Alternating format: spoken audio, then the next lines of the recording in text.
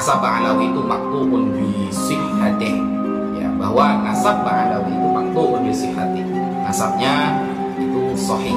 Al-Habib Hanif Al-Abbas sudah membawakan 64 para ulama yang fiqh terpercaya, keilmuannya itu sangat luas, dan ini ulama dunia, bukan ulama kelas lokal, ulama dunia.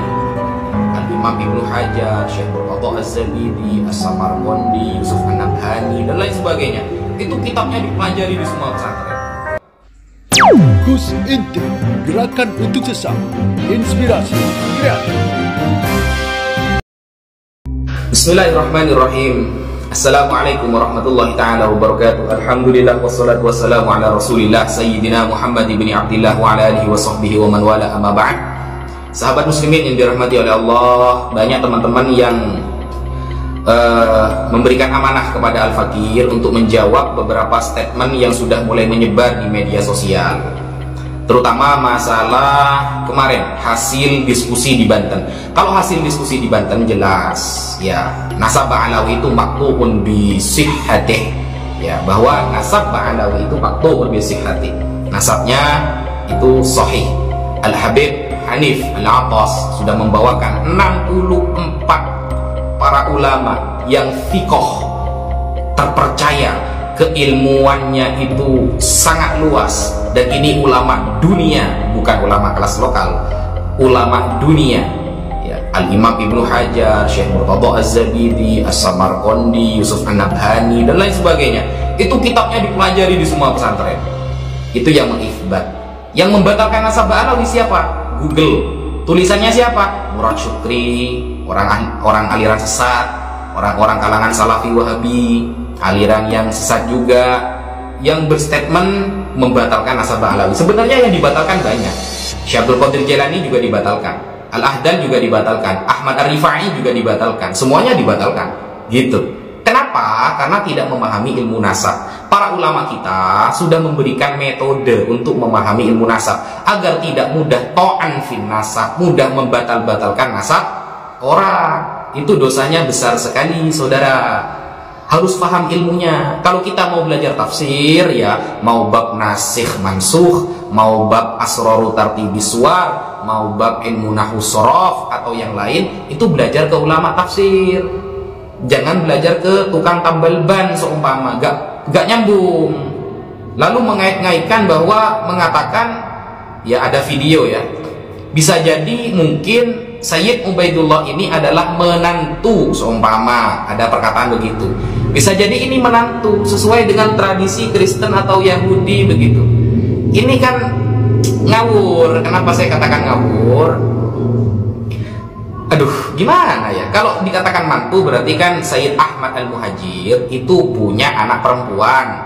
Sedangkan di dalam Syajarah Mubarakah itu anaknya kan cuma 3, Ali, Husain, Muhammad.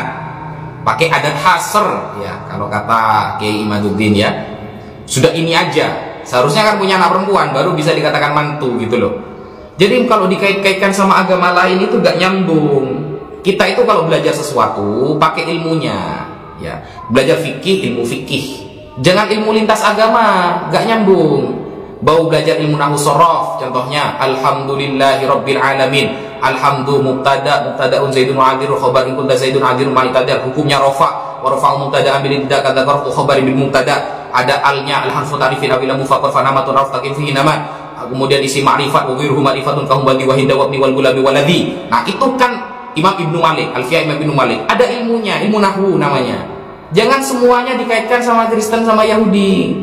Gak nyambung, karena ada metode ilmu nasab. Makanya harus belajar fikih dulu. Apa itu syuhrah wal istifadah? Tidak mengait-ngaitkan apa namanya itu, ini gimana di abad ke-4, ke-5, ke-6, ke-7 tidak ada catatan.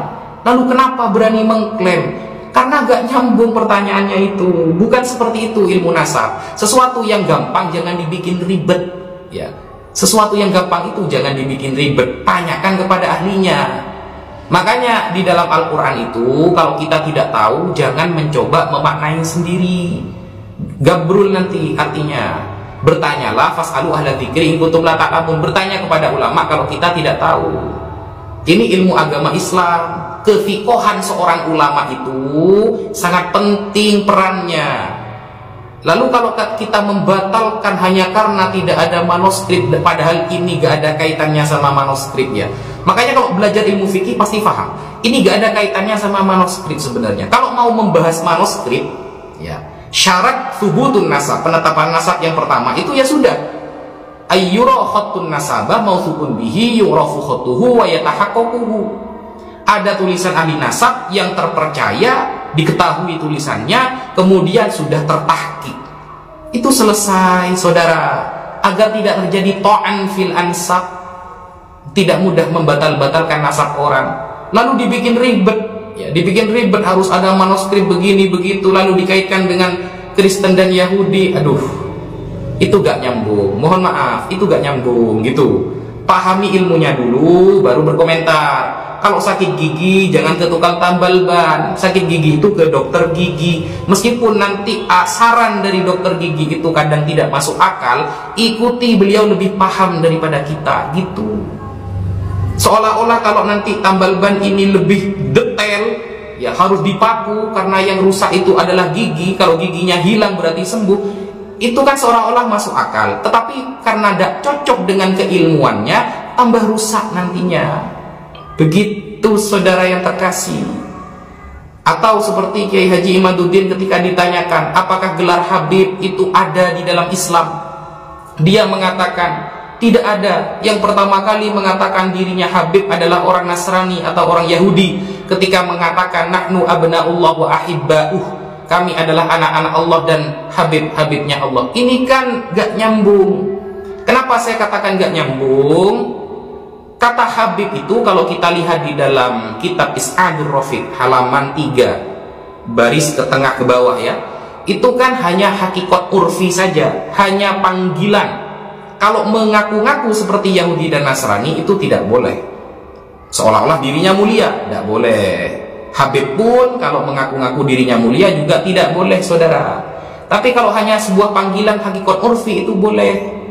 Lalu apakah ada dulu di zaman para sahabat contohnya memanggil cucu Rasulullah dengan panggilan Habib, ada apa tidak? Ada, saudara. Ini ya. Ini kitab ya, ini kitab namanya Istijlabur Tiqail Ghuraf ya, yang ditulis oleh Al-Hafidz Syamsuddin Muhammad bin Abdurrahman As-Sakhawi. Beliau di abad 9 ya, hidup di abad ke-9. Juz pertama. Pada halaman 169. Qaulu bin Abbas radhiyallahu anhuma. Perkataan sahabat Abdullah bin Abbas radhiyallahu anhuma yang beliau wafat pada tahun 68 Hijriah. Qala Razin bin Ubaid kuntu 'inda bin Abbas radhiyallahu anhuma fa'ata Zainul Abidin Ali bin Al-Husain faqala lahu Ibnu Abbas marhaban bil Habib ibnil Habib. Suatu saat sahabat Abdullah bin Abbas itu ya bertemu dengan Zainul Abidin. Zainul Abidin Ali bin Al-Husain, anaknya Sayyidina Al-Husain. Berarti cucunya Sayyidina Ali ya. Cucu-cucunya Rasulullah juga ini. Lalu sahabat Abdullah bin Abbas mengatakan kepada Zainul Abidin ini, marhaban bil Habib ibnil Habib. Marhaban bil Habib ibnil Habib. Istilah Al-Habib ini pernah diungkapkan oleh sahabat Abdullah bin Abbas kepada cucunya Sayyidina Ali. Wa isnaduhu sahih, sanadnya ini sahih. Cara jawabnya begitu, bukan pakai metode sendiri. Duh, pusing. Sekian dari saya, kurang lebihnya mohon maaf. Wassalamualaikum warahmatullahi taala wabarakatuh.